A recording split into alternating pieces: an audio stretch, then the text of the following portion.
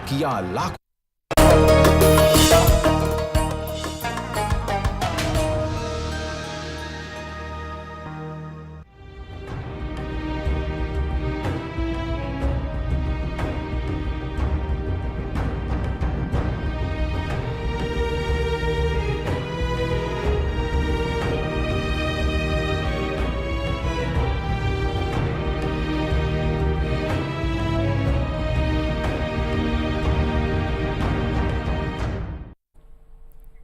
आदाब नाजरीन, मैं हूं फरहान नजमी। आदाब नाजरीन, मैं हूं समरीन नाज। डीडी उर्दू की बेहद ख़ास पेशकश हेलो डॉक्टर में आपका तहे दिल से खैर मकदम। प्रोग्राम हेलो डॉक्टर में हम आपको दिखाते हैं आपकी सेहतमंद ज़िंदगी का राज, ताकि आप बदल सके अपने जीने का अंदाज़। वाकई नाजरीन, हम सभी की ये दिली ख्वाहिश होती है और एक तमन्ना भी होती है कि हम अंदरूनी तौर पर बहुत ज़्यादा सेहतमंद रहें, लेकिन ये भी चाहते हैं कि बज़ाहिर भी हमारा जो ये सरापा है, ये जो शख्सियत है, वो पुरकशिश नज़र आए। भला इसे करने के लिए हम कौन कौन से जतन नहीं करते हैं। अब देखिए ना, हमारी जो शख्सियत है ना, उसका एक ख़ास हिस्सा है हमारी जिल्द यानी कि स्किन, और इसे चमकदार बनाए रखने के लिए, इसे ग्लोइंग रखने के लिए हम भला क्या क्या नहीं करते। तरह तरह के स्किन प्रोडक्ट्स का इस्तेमाल करते हैं, ऑर्गेनिक प्रोडक्ट्स की तरफ भी हम माइल हो रहे हैं। साथ ही जो हमारी नानी दादी ने हमें पुराने ज़माने में घरेलू नुस्खे बताए थे, उन्हें भी हम अपनी रोज़मर्रा की ज़िंदगी में इस्तेमाल करते हैं। लेकिन कभी कभी ऐसा भी होता है, बाज़ दफ़ा हमारी इस जिल्द को, हमारी इस स्किन को किसी की नज़र लग जाती है और तरह तरह के जिल्द से जुड़े हुए जो अमराज है हम पर लाहिक हो जाते हैं। एक ऐसा ही मर्ज़ जिसका तज़किरा आज के इस बेहद ख़ास शुमारे में करेंगे, उसका नाम है सोरायसिस। जी हाँ, ये बहुत ही आम मर्ज़ हो चुका है, लेकिन एक बड़ी परेशानी का सबब भी बन जाता है अगर वक्त रहते इस पर ध्यान ना दिया जाए। आम तौर पर हम क्या करते हैं कि हमारे जिस्म में कहीं खुजली होती है, छोटे छोटे चकत्ते या धब्बे हमें नज़र आते हैं, लेकिन हम उन्हें नज़रअंदाज कर देते हैं। जनाब, ये सोरायसिस हो सकता है। तो क्या है ये मर्ज़, इसकी क्या वजूहात है, किन वजूहात की वजह से ये हो जाता है और किस उम्र में ये शुरू हो सकता है। ऐसी बहुत सारी बातें हैं जिन्हें हम तफसील से जानेंगे, और इन्हीं सब बातों को जानने के लिए हमने अपने स्टूडियो में मदऊ किया है एक्सपर्ट्स के एक ख़ास पैनल को। उनसे करवाएंगे आपका तारुफ। लेकिन जनाब, अगर आप भी चाहते हैं कि आप इस मर्ज़ के बारे में और ज़्यादा जानकारी हासिल करें, तो जल्दी से आप हमें हमारे टोल फ्री नंबर पर कॉल कीजिए और पूछिए अपने सवाल। तो चलिए बाज़ाब्ता आगाज़ करते हैं आज के इस बेहद ख़ास शुमारे का, लेकिन सबसे पहले नज़र डाल लेते हैं इस ख़ास रिपोर्ट पर।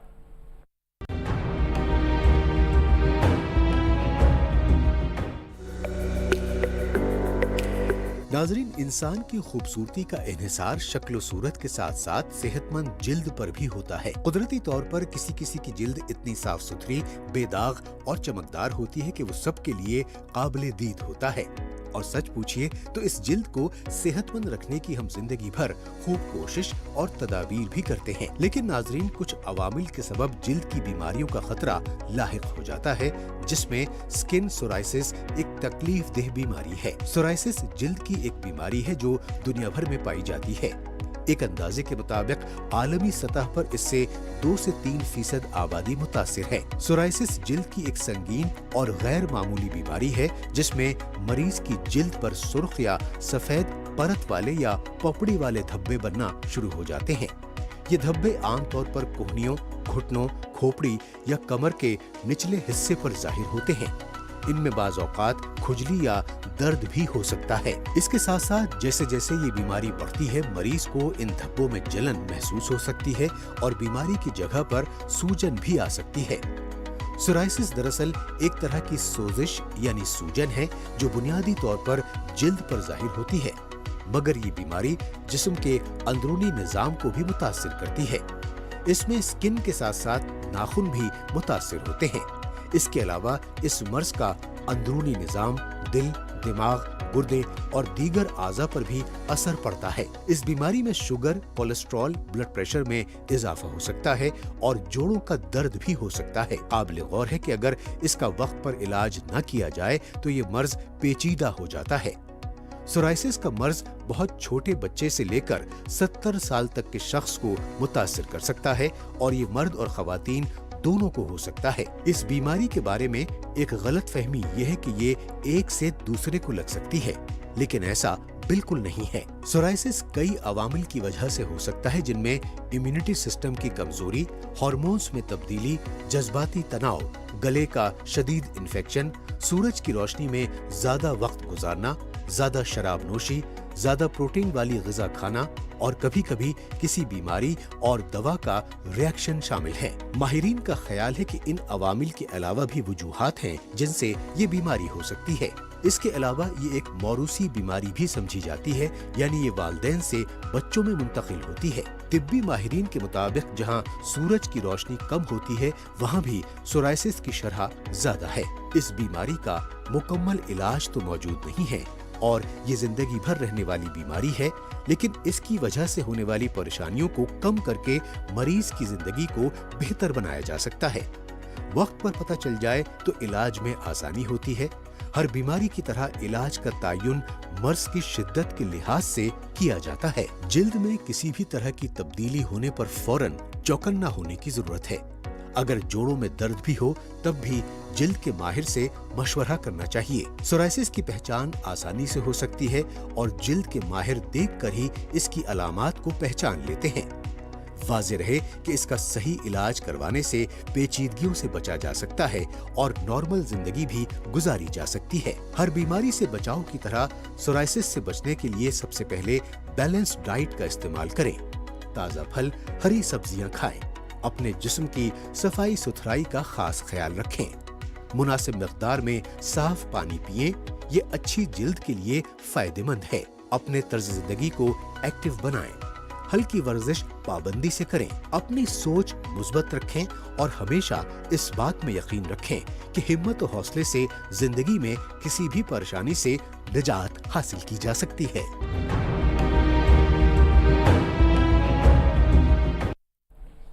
तो नाजरीन, हमने इस रिपोर्ट में भी देखा कि अगर हमारी ये जिल्द जो है वो खूबसूरत है, सेहतमंद है तो काबिल दीद है, लेकिन अगर किसी भी तरीके का कोई मर्ज इसमें शामिल हो जाए, दाखिल हो जाए, तो ये कितनी बड़ी परेशानी का सबब बन सकता है। क्यों फरहान, आप क्या कहना चाहेंगे? मैं ये कहना चाहूँगा कि जिस तरह से इस रिपोर्ट में भी बताया है कि अगर हिम्मत होती है तो बड़ी से बड़ी परेशानी से उभरा जा सकता है। अब बात हो रही है सोराइसिस की या कोई और मर्ज भी है, अगर आपके अंदर हिम्मत है और सही से आप उसका इलाज कर रहे हैं तो बहुत जल्दी आप उससे उभर सकते हैं।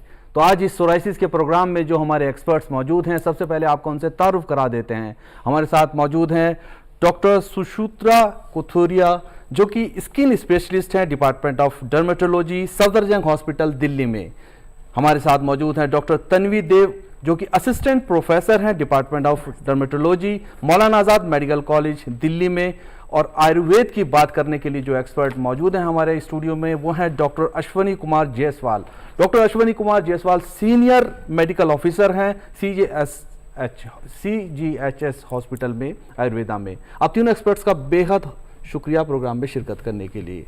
सबसे पहले मैं आपसे शुरुआत करूंगा। ये सोराइसिस की बात हो रही है, सोराइसिस के बारे में अभी बहुत सारी पिक्चर्स भी देखी हैं और इसके बारे में थोड़ा सा मैं जानता भी हूँ। ये बहुत ही ज़्यादा मतलब बीमारी ऐसी है कि एक बार हो जाती है तो बहुत ज़्यादा कोई भी इंसान परेशान हो सकता है।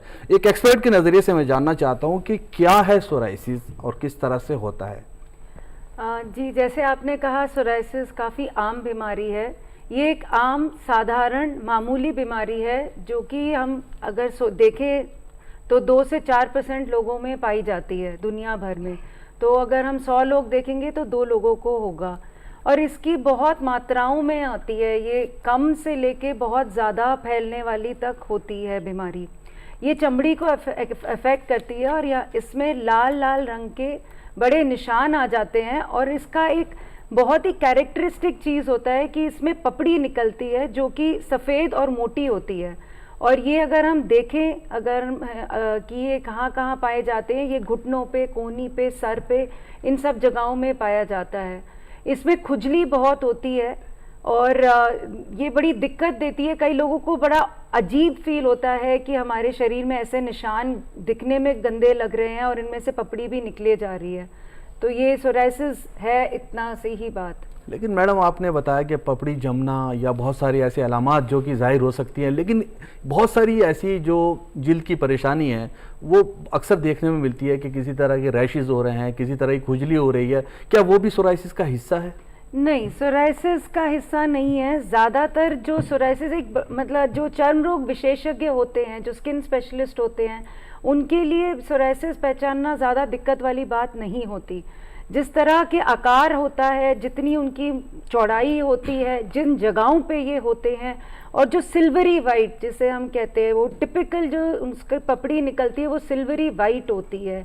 और ये चीज़ से कोई भी चर्म रोग विशेषज्ञ जो है वो इसको पहचान सकता है, इसमें बहुत दिक्कत नहीं आती है ज़्यादातर। यानी कि अगर किसी अच्छे स्पेशलिस्ट को दिखाया जाए तो बहुत आसानी से इसकी पहचान हो सकती है कि ये सोराइसिस है या कोई ऐसी आम जिल्द की परेशानी है। जी बिल्कुल। डॉक्टर तन्वी, आपसे ये पूछना चाहेंगे कि अगर किसी को सोराइसिस का मर्ज हो गया है, तो अचानक से अगर ये मर्ज किसी को हो गया है तो सबसे पहले तो एक इंसान सख्ते में ही आ जाएगा, इस कश्मकश का भी शिकार हो जाएगा कि मुझे क्यों हुआ है, मैंने तो ऐसा कुछ खाया भी नहीं है।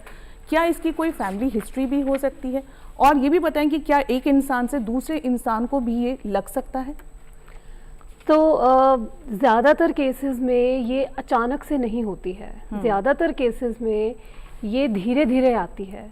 मरीज़ बताएंगे कि हाँ, हमें 3-4 महीने से कुछ निशान होना शुरू हो गए, पहले हमारी कोहनी में आए, फिर घुटनों में आने लग गए। हाँ, ज़्यादातर लोग ये बताएंगे कि हमारे सर में भी बहुत पपड़ी जमती है। जिस तरह से बताया गया है कि ये लाल रंग के निशान होंगे और उसके ऊपर सफ़ेद रंग की परत होगी, पपड़ी होगी, जैसे कि मछली के छिलके होते हैं, बिल्कुल समझ लीजिए उसी तरह का होता है। दूसरा, आपने जो सवाल पूछा कि इसको पहचानना कितना आसान होता है, यूजुअली स्किन स्पेशलिस्ट जो हैं इसको देखते ही पहचान लेते हैं। और आजकल तो इतना ज़्यादा अवेलेबल है, AI भी इतना अवेलेबल है कि जैसे आप फ़ोटो भी अगर आप इसकी देखेंगे तो मरीज़ भी आजकल बड़े शहरों में तो इसको आराम से पहचान सकते हैं। अदरवाइज़ सोरियासिस एक बहुत ही सामान्य बीमारी है, हर 100 में 2 इंसान को है। और आप क्या पूछ रहे थे? एक सवाल और। इसकी कोई फैमिली हिस्ट्री है या एक इंसान से दूसरे इंसान में मुंतकिल हो सकती है? तो ज़्यादातर तो फैमिली हिस्ट्री नहीं होती है। सोराइसिस 2 प्रकार का होता है। एक हम कहते हैं कि 40 से नीचे की उम्र के स्टार्ट होने वाला, एक होता है 40 के ऊपर यूजुअली स्टार्ट होता है। तो जिन लोगों में ये 60-70 की उम्र में होता है, ज़्यादातर उनमें फैमिली हिस्ट्री नहीं होती है। अंग्रेज़ी भाषा में उसको स्पोरेडिक अकरेंस बोलते हैं। इसके अंदर ज़्यादातर फैमिली हिस्ट्री नहीं होती है, लेकिन अधिकतर केसेस में ये 40 से नीचे ही स्टार्ट हो जाती है, बिल्कुल छोटे बच्चे से लेकर 40 साल की उम्र तक। ज़्यादातर जो देखा जाता है वो 16 से 22 साल की उम्र में देखा जाता है।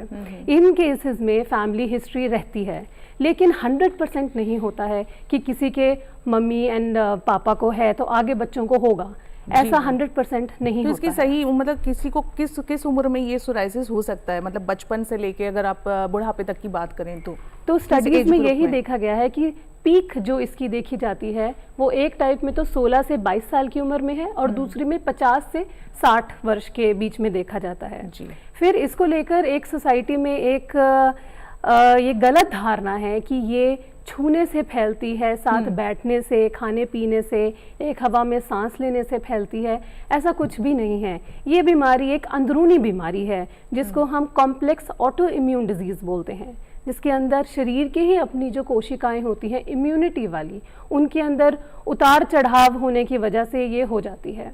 इसलिए सोराइसिस अगर किसी को है तो वो उसके साथ उठने बैठने बात करने से बिल्कुल कोई भी परहेज की जरूरत नहीं है। चलिए, ये मिथ तो टूट गया कि अगर किसी को है तो उसके साथ उठने बैठने के कोई परहेज नहीं है। अगर आप उसके जख्म पे अगर कोई तेल या मरहम या कोई दवा लगा रहे हैं तो उससे भी कोई प्रॉब्लम नहीं होगी। जी, आपने सही पूछा है। ज्यादातर हम रिश्तेदारों को ही लगाने को बोलते हैं, जैसे कि सर पे हो गया, पीठ के निशानों पे हो गया।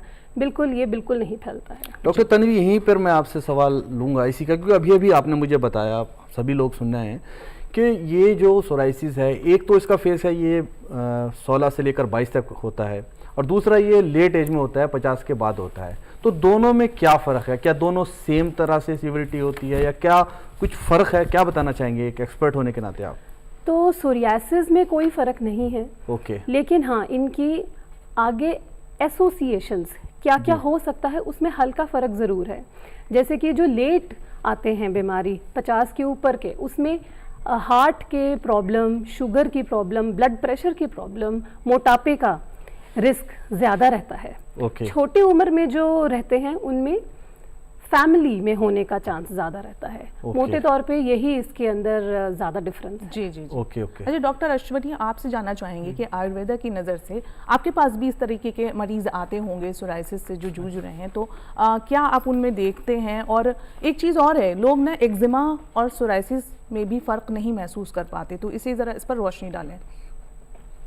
जैसे कि आपने सोराइसिस के बारे में बताया कि जैसे हमारे साथ में मैडम ने भी बोला, तो आयुर्वेद में भी जैसे इसके बारे में आचार्यों ने वर्णन किया है, इसको कुष्ठ रोग के अंतर्गत वर्णन किया है इसका, सोराइसिस का।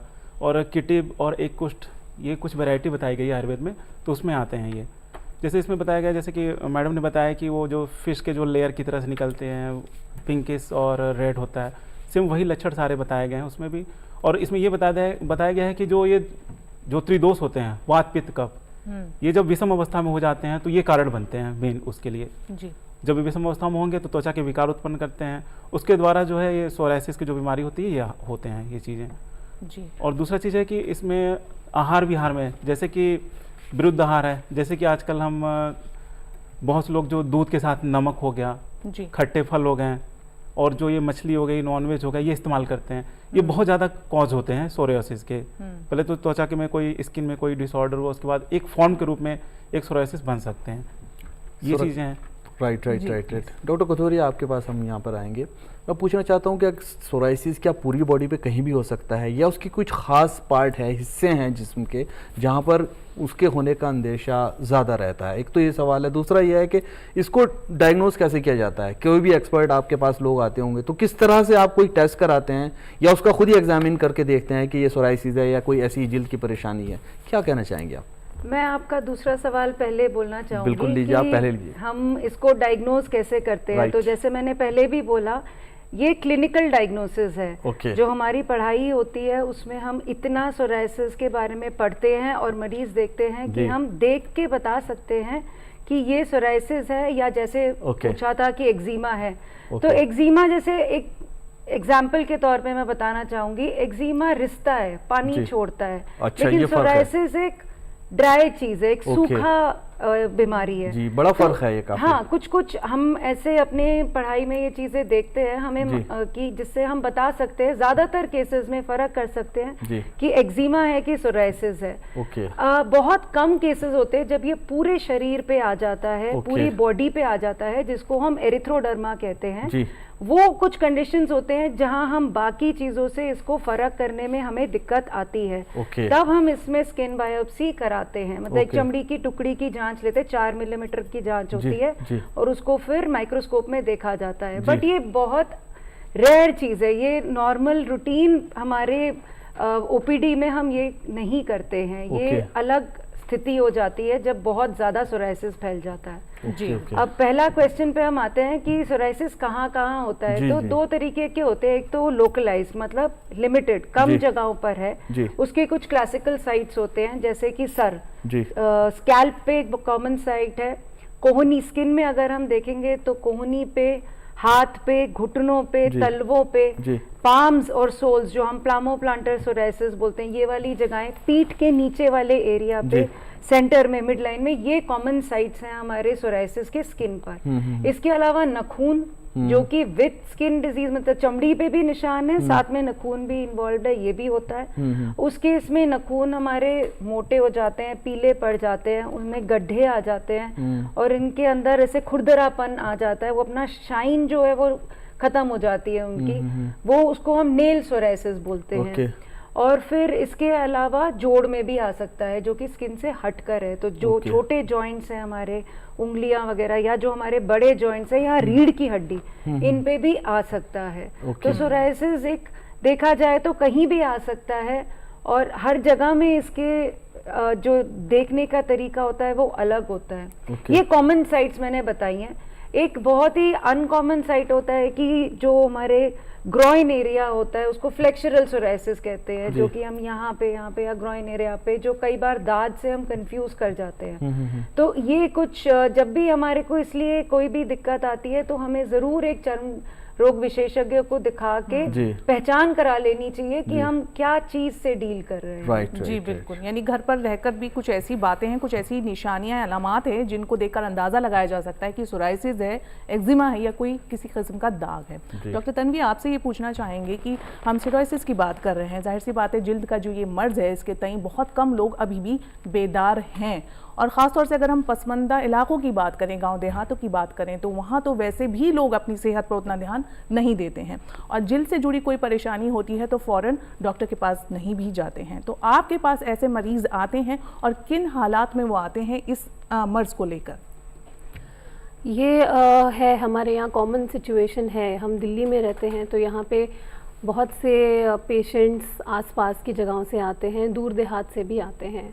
तो ज़्यादातर लोगों के पास कोई पर्चा नहीं होता है, तो हमारे पास लिखित में कुछ नहीं होता है उन्होंने क्या दवाई ली है, लेकिन वो ये बोलते हैं कि जो गांव के डॉक्टर होते हैं उनसे हमने सुई ली है, महीने में 1 सुई, हर हफ्ते सुई ली है। इस तरह के इलाज लोग आम बताते हैं। ज़्यादातर जो देखा गया है ये सुई स्टीरॉयड के इंजेक्शंस होते हैं, जिसका लंबे समय तक अगर कोई लगातार 5-6 महीने या ज़्यादातर लोग तो 2-3 साल भी इसका इलाज करते रहते हैं इसी से, तो फिर उनका चेहरा फूलने लगता है, गालें फूलने लगती हैं, पूरा शरीर ही उनका फूलने लग जाता है। ऐसे लोगों को मोतियाबिंद होने का खतरा भी रहता है, शुगर होने का खतरा भी रहता है। तो ये एक काफ़ी आम सिचुएशन है जो हम मतलब बदकिस्मती से फेस करते हैं। इसलिए इस प्रोग्राम के ज़रिए ये बताना और भी ज़्यादा ज़रूरी हो जाता है कि सोरियासिस को पहचानना बहुत ज़रूरी है और ये इतना मुश्किल नहीं है। अगर आप किसी प्राइमरी हेल्थ केयर सेंटर पे भी जाएंगे जहाँ एक MBBS डॉक्टर होंगे, अगर आप उनको भी एक बार दिखा लेंगे, वो भी पहचान के बता सकते हैं कि ये सोरियासिस हो सकता है। हाँ, सोरियासिस, एक्जिमा, दाद, थोड़ा सा फ़र्क इनमें करना नॉन स्पेशलिस्ट के लिए थोड़ा डिफ़िकल्ट तो होता है। जहाँ हो सके एक स्किन स्पेशलिस्ट को दिखाना अनिवार्य है। उसमें देर नहीं करनी चाहिए, फ़ौरन स्किन स्पेशलिस्ट के पास जाना चाहिए। देर इसलिए नहीं करनी है कि गलत इलाज ना शुरू हो जाए। जी जी, गलत इलाज ना हो जाए, देर ना हो जाए इलाज में, या बहुत सारी ऐसी चीजें जिनका मरीज को सामना करना पड़ सकता है आने वाले वक्त में। सोरियासिस जब तक बहुत ही कुछ जगह तक ही सीमित रहता है, तब तक ये बहुत तेजी से बढ़ता भी नहीं है। तो ये कौन कौन सी, ये बहुत इंपॉर्टेंट बात आप बता रही हैं, कौन कौन सी जगहों पर वो सीमित रहता है और कौन सी जगह से बढ़ता है, ये भी बताइए यहाँ पर आप। देखिए, कई बार तो मरीज को सिर्फ सर पे ही सोरियासिस होगा, कभी कभी सिर्फ जोड़ों के बाहर वाली साइड पे ही सोरियासिस होगा। तो मुख्यतः हम बॉडी सरफेस एरिया करके करते हैं। तो अगर पूरे शरीर का 100% है, तो अगर 10% से कम है, जहाँ 1 हथेली 1% माना जाए, तो मरीज का 1 हथेली से आप 1% लगा के 10% से अगर कम है तो हम इसको सीमित मानते हैं। और अगर 10% से ज्यादा है तो हम इसको थोड़ा फैला हुआ मानते हैं। खाने की दवाइयाँ फिर हम उसमें ज़रूर देते हैं, ऐड कर देते हैं। और एक तो बॉडी सरफेस एरिया के हिसाब से हो गया, एक साइड्स के हिसाब से कि सिर्फ सर पे है, नाखून पे है, जोड़ों पे है, इस तरह से। तो ये बहुत तेज़ी से नहीं फैलता है, लेकिन अगर इसमें गलत इलाज कर दिया जाए, जिस तरह की मैं सुई का इलाज बोल रही थी, कभी कभी उसकी वजह से ये बीमारी उभर के आ जाती है और पूरे शरीर पे 90 से 100% तक पूरा लालपन हो जाएगा, या फिर छोटे छोटे पस वाले दाने जिसको हम पस्ट्यूलर सोरियासिस जैसा कि हमने रिपोर्ट में देखा। जी, तो आम सोरियासिस के मरीज इस सिचुएशन में पहुंच सकते हैं यदि वो झोला छाप जिसको आम भाषा में बोलते हैं, उनसे बचना चाहिए। और मैं समझता हूं कि इसका ख्याल रखना चाहिए, जो बातें डॉक्टर तन्वी यहाँ बता रही हैं। डॉक्टर तन्वी, आपसे एक सवाल और लेना चाहूंगा यहाँ पर मैं, क्योंकि बात आप बहुत अच्छी से पॉइंट्स बता रही हैं। एक ये चीज़ बताइए कि जो आपने बताया कि घुटने पे प्रॉब्लम है, वहाँ पर कोई पैच है, या सर में हो जाता है सोराइसिस, इस तरह की चीज़, ये शुरुआती जो इसका मतलब बीमारी की चीज़ें हैं, अगर वहाँ पर आपके पास आ जाता है, किसी स्किन स्पेशलिस्ट के पास पेशेंट पहुँच जाता है, तो क्या आप उसे पूरी तरह ठीक कर देते हैं या फिर आप उसको वहीं रोक देते हैं? क्या कहना चाहेंगे डॉक्टर तन्वी? तो ये एक समझने की बात है, ये ऐसी बीमारी नहीं है कि एक जगह से शुरू हो गई और धीरे धीरे पूरी शरीर में फैल गई, ये ऐसी नहीं है। ऐसा है कि इस साल यहाँ ज़्यादा निशान हो गए जी। हैं, फिर कुछ सीज़न में पीठ पे ज़्यादा निशान हो गए हैं। इसके निशान भी फिक्स नहीं हैं। इलाज के साथ साथ और कभी कभी समय के साथ साथ भी कुछ निशान ख़त्म हो जाएंगे, दूसरी जगह पे आ जाएंगे। तो ऐसा नहीं है कि एक जगह से ये पूरे शरीर में फैल जाएगा। जी। जल्दी इलाज का यही फ़ायदा रहता है कि मरीज़ की जो कहते हैं ना क्वालिटी ऑफ लाइफ, वो जल्दी ठीक हो जाती है। इस बीमारी को जड़ से मिटाना तो संभव नहीं है फ़िलहाल, लेकिन मरीज़ को हम 100% लीजन फ्री जिसे कहें, बीमारी से मुक्त दवाइयों के साथ ज़रूर कर सकते हैं, ताकि वो बीमारी अपना से जीवन मुक्त जरूर कर सकते ज़रूर हैं। कर सकते और यहीं एक जो कॉलर है हमसे जुड़ रहे हैं, सुन लेते हैं उनका सवाल। हेलो हेलो जी, आपको आवाज मिल रही है? जी, पीएस त्रिपाठी जी, आपको मेरी आवाज मिल रही है? हाँ, मिल रही है। जी जी जी, बहुत बहुत इस्तकबाल है आपका हमारे प्रोग्राम में। अपना सवाल कीजिए। हाँ, मेरे पैर में जी हाँ, जी जी जी, आपके पैर में बताइए। हमारे पैर में चक्करता की तरह होता है, मछली की होता हो चक्कराता। अच्छा बहुत पहले भी होता था, जी जी जी, पैर में पैर में चक्करता की तरह होता है। अच्छा, चकते चकते हैं आपके पैर में, खुजली वगैरह भी होती है? चक्करता है, लाल लाल हो जाता है। तो उसी में हमको जो है दवा होती है, फिर उसी पर करिया काला काला पड़ जाता है। अच्छा, काला पड़ जाता है। हाँ, तो डॉक्टर तन्वी जी, आप ही बता दीजिए कि ये क्या इनको सिरोसिस हो सकता है? ये अभी बड़े कंफ्यूज हमें साउंड कर रहे हैं। जी नमस्कार त्रिपाठी जी। तो आप बता रहे हैं आपके पैर पे कुछ चकत्ते हैं, पैर पे कुछ चकत्ते हैं, तो ये बहुत बीमारियां हो सकती हैं। सोरियासिस भी हो सकता है, लेकिन उसके अलावा भी बहुत सारी बीमारियां हैं जो हो सकती हैं।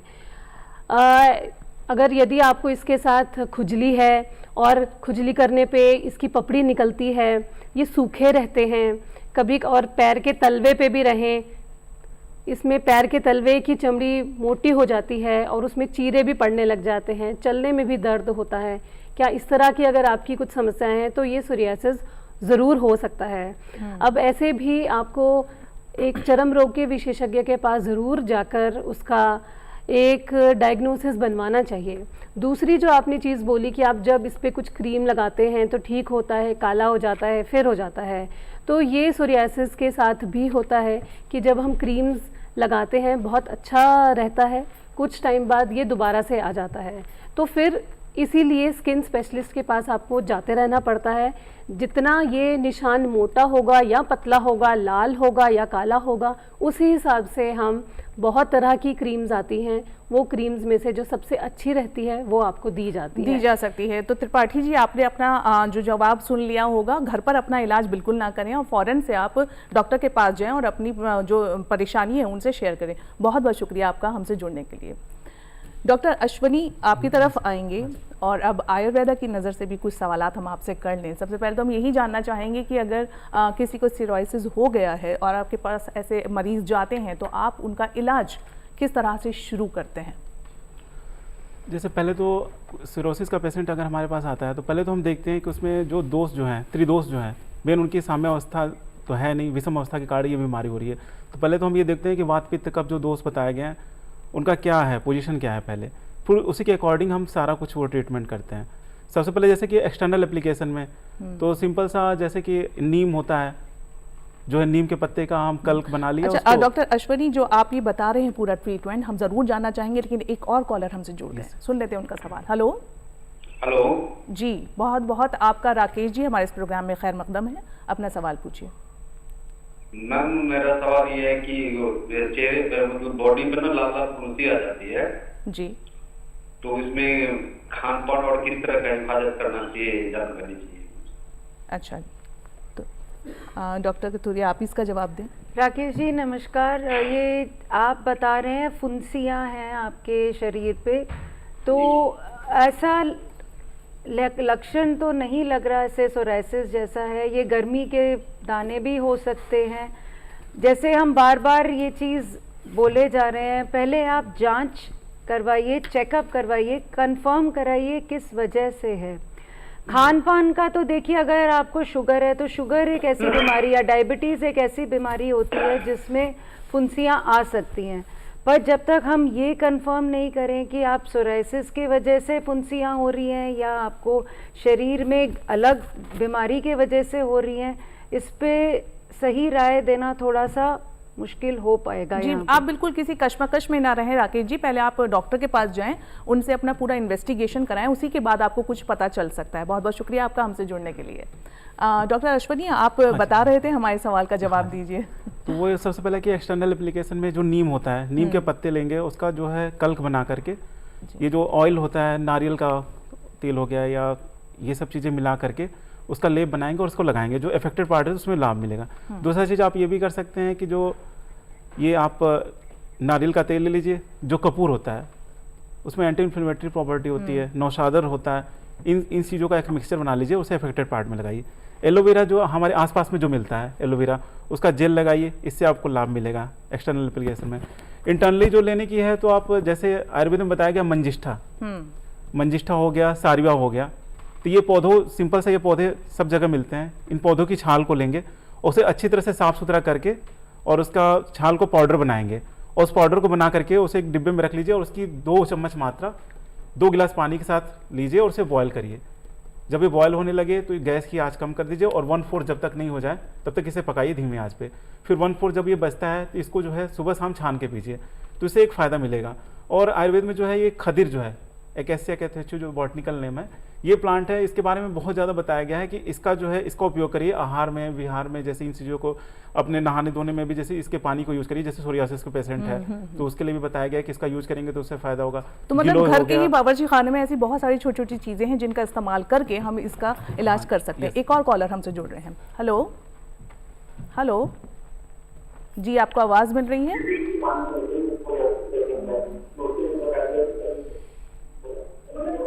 जी, आप अपनी टीवी का वॉल्यूम थोड़ा कम कीजिए, आवाज़ नहीं मिल रही है। हाँ, कम कर दिया मैंने। जी जी, बताइए। हाँ मैम, मेरे को ना गर्मी के दिनों में सर में बहुत खुजली होती है और बाल भी झड़ते हैं उसकी वजह से। जी जी, अच्छा, तो आपको ये शुबा है कि आपको सोराइसिस है? और मेरे पैरों में जो बाल है ना टांगों में, वो भी मतलब झड़ने लगते हैं, बहुत खुजली होती है। जहाँ जहाँ बाल होते हैं वहाँ ज्यादा प्रॉब्लम होती है। और ये जो और पैर की जो ये तलवा है, इसमें एक पॉइंट पे बहुत खुजली होती है। जी जी जी जी, बहुत ज्यादा खुजली होती है। और फिर मैं वहाँ लगा लेती हूँ एस्टिक एसिड, तो उससे थोड़ा आराम मिल जाता है मेरे को। जी जी जी, और बालों में मैं नीम का रस पीस के लगा लेती हूँ तो आराम पड़ जाता है, पर ये ठीक नहीं होता। हर साल गर्मियों में ये प्रॉब्लम होती है।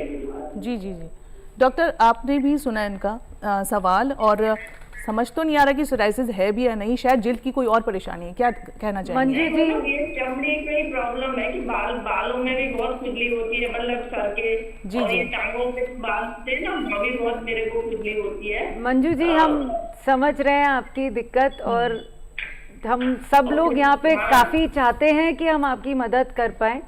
तो एक चीज़ तो हम आपको सुझाव दे सकते हैं कि आप सर पे ज़्यादा तेल मत लगाइए और कम से कम एक दिन एक छोड़ के शैम्पू से अपने बाल अच्छे से धोइए।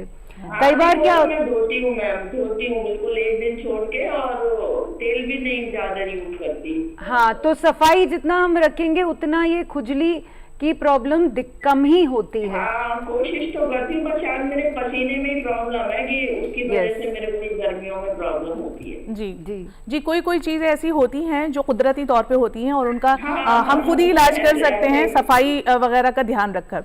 बहुत बहुत शुक्रिया आपका हमसे जुड़ने के लिए। डॉक्टर कोतवाली, आपके पास भी आऊँगा मैं वापस यहाँ पर। मैं पूछना चाहता हूँ कि अभी बहुत सारी बातें हो गई हैं, अब ट्रीटमेंट की बात कर लेते हैं, क्योंकि कोई भी अगर मर्ज होता है तो उसका अगर इलाज की बात ना हो तो बात अधूरी सी मानी जाएगी। मैं पूछना चाहता हूँ कि अगर किसी को सोराइसिस डायग्नोज हो चुका है तो उसका इलाज क्या है, कितने दिन का इलाज है, और क्या ये इलाज घर पे होगा या हॉस्पिटलाइज्ड होना ज़रूरी है, इसके लिए क्या कहना चाहेंगे? ये आपने बहुत अहम सवाल पूछा है। सोराइसिस का इलाज आसान भी है और मुश्किल भी है। पहली चीज़ है कि हमें ये अपने दिमाग से हटा लेना है कि हम 1 महीने का इलाज करेंगे या जी। 2 महीने का इलाज करेंगे और फिर हम जी। सोराइसिस से मुक्त हो जी। गए और जिंदगी में हमें कभी सोराइसिस नहीं होगा। जी। ये चीज हमें हटा देना चाहिए अपने माइंड से। जी। फिर हम डॉक्टर से जब इलाज लेते हैं तो ज़्यादातर इलाज, जैसे पहले मैडम ने भी, डॉक्टर तन्वी ने भी बताया था जी। कि हम बॉडी सरफेस एरिया के हिसाब से ही इलाज देते हैं। जी। अगर हमारा लिमिटेड सोराइसिस है जो कि जी। कुछ जगहों में ही है, 10% से कम जगह अफेक्टेड है यस। या सिर्फ सर पर है, तो हम लगाने वाली क्रीम से ज़्यादातर हम मैनेज कर लेते हैं, आगे ओके। दिक्कत आती नहीं है। जी। जहाँ तक खुजली एक बहुत प्रॉब्लम वाली चीज होती है जो जी। हर मरीज ज्यादातर बोलता है कि हम खुजली से बहुत परेशान हैं। जी, जी। उसके लिए भी हम दवाइयाँ दे देते हैं। ओके। और एक चीज हम हर मरीज को बोलते हैं, जितनी चिकनाई वाली चीज आप बॉडी पे लगाएंगे जी। उतना आपका फायदा होगा। 2 ओके। तरीके से, एक तो चमड़ी पे दवाई ज्यादा अच्छा असर करेगी, जी। दूसरा अपने आप ही चिकनाई सोराइसिस को कम करेगी। दोनों फायदे आपको मिलते हैं। तो लिमिटेड सोराइसिस हो या ज़्यादा सोराइसिस हो, नारियल तेल, लिक्विड पैराफिन या घर में घी, जो भी आपको क्रीम, कोल्ड क्रीम मिले, हम कोई स्पेसिफिक चीज़ नहीं है, जी। जितनी चिकनाई लगाएंगे, जी। दिन में जितनी बार लगाएंगे बेटर मतलब है। चिकनाई अगर लगाएंगे तो काफी फायदा होगा Yes. और वो बहुत ज्यादा ठीक होने के चांसेस रहेंगे बहुत और ज्यादा। कंट्रोल के तो रहेंगे ही। रहेंगे। यहीं पर इसमें एक चीज और ऐड कीजिए कि बहुत सी चीजें देखी जाती हैं कि लोगों को प्रॉब्लम हो जाती है लेकिन लोग इलाज नहीं करते।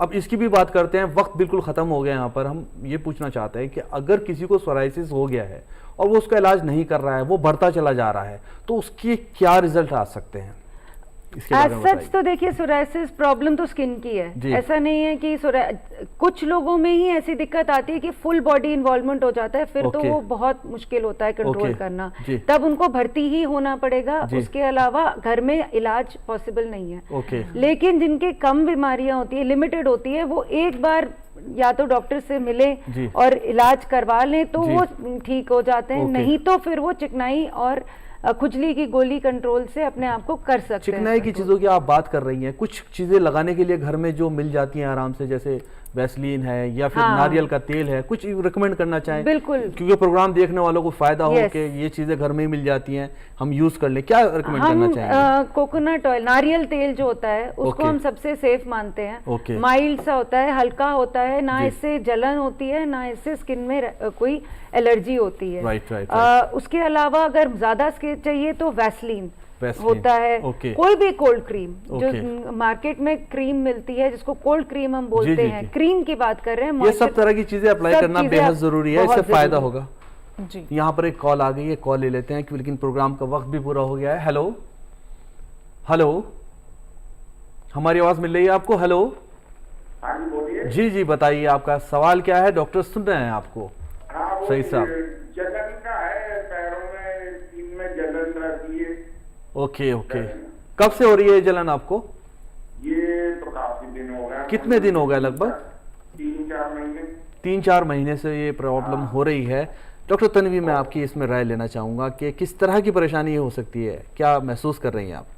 पैरों में जलन के बहुत सारे कारण होते हैं। ओके। सोरियासिस में केवल जलन नहीं होगी, निशान होगा और उस निशान में जलन होगी। राइट। लेकिन यदि सिर्फ आपके पैरों के तलवों में जलन है तो इसके बहुत सारे कारण हो सकते हैं, जो मतलब इस प्रोग्राम से तो नहीं है संबंधित। लेकिन अगर कोई निशान नहीं है और सिर्फ जलन है तो ये सोरियासिस नहीं है।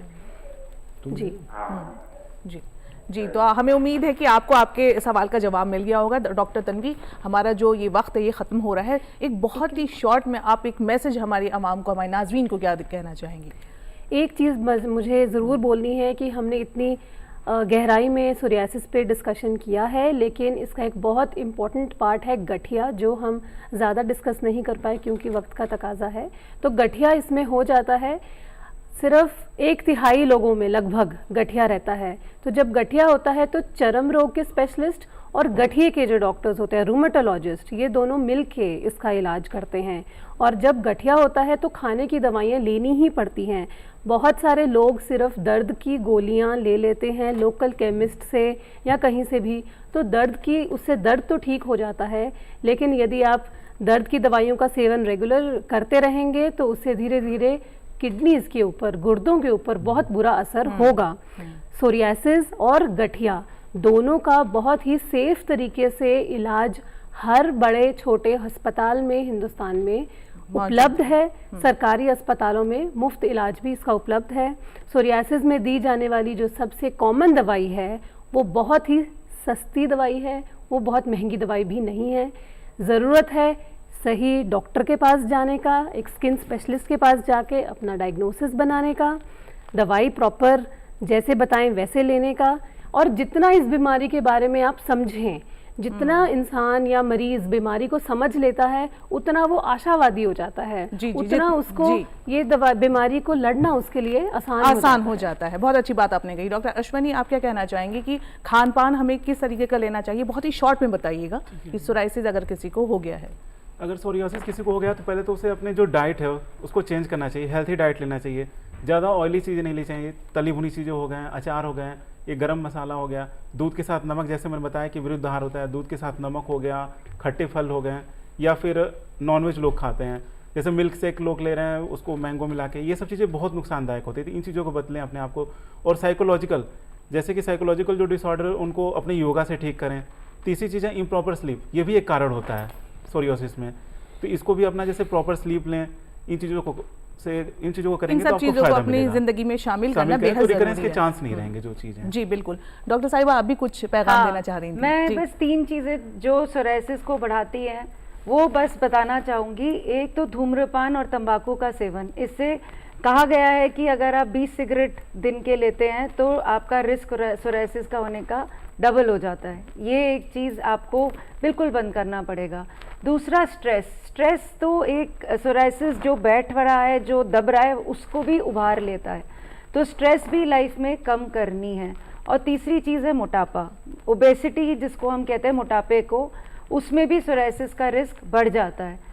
तो जब आप इलाज सोराइसिस का कर रहे हैं तो इन चीज़ों का ध्यान ज़रूर रखिएगा। जी, बहुत ही अच्छी आपने बात कही और तीनों ही एक्सपर्ट ने बहुत ही ज़्यादा जानकारी हमारे नाज़रीन को मुहैया करवाई है फरहान। और वक्त बहुत कम है और बातें बहुत सारी हैं, तो हम ये चाहेंगे कि हम हमेशा की तरह आपसे ये कहें कि अगर आपके भी जहन में कोई सवाल है और आप हमसे साझा करना चाहते हैं, हम हमेशा आपके लिए एक नया मौजू लेकर आते हैं हेलो डॉक्टर के ज़रिए। तो आप हमें ईमेल कर सकते हैं, हमारी ईमेल आईडी है hello.doctor@gmail.com। इसके साथ ही आप हमारे यूट्यूब चैनल से भी हमसे जुड़ सकते हैं। टिप्स ऑफ द वीक आपके साथ छोड़े जाएं, इससे पहले फरहान हम कहना चाहेंगे हमारे तीनों ही एक्सपर्ट का शुक्रिया, बहुत बहुत शुक्रिया आपका प्रोग्राम में आने के लिए। जी बिल्कुल, और इतनी अहम जानकारी देने के लिए। तो नाजरीन, टिप्स ऑफ द वीक के साथ आपको छोड़े जा रहे हैं, दीजिए इजाजत। आदाब। सोराइसिस जिल्द की एक संगीन गैर मामूली बीमारी है। इस बीमारी में जिल्द के साथ साथ जिस्म के दीगर आज़ा भी मुतासिर हो सकते हैं। इस बीमारी से बचाव के लिए मुतवाजिन ग़िज़ा का इस्तेमाल करें। ज्यादा प्रोटीन वाली खुराक लेने से परहेज करें। मुनासिब मकदार में साफ पानी पिएं, ये अच्छी जिल्द के लिए फायदेमंद है। सोराइसिस से बचने के लिए जिस्म की सफाई सुथराई का ख्याल रखें। अपने तर्ज जिंदगी को एक्टिव बनाएं। पाबंदी से हल्की वर्जिश करें। जिल्द में कोई भी तब्दीली होने पर फौरन माहिर डॉक्टर से रुजू करें। हर सूरत हाल में अपनी सोच को मुस्बत रखें।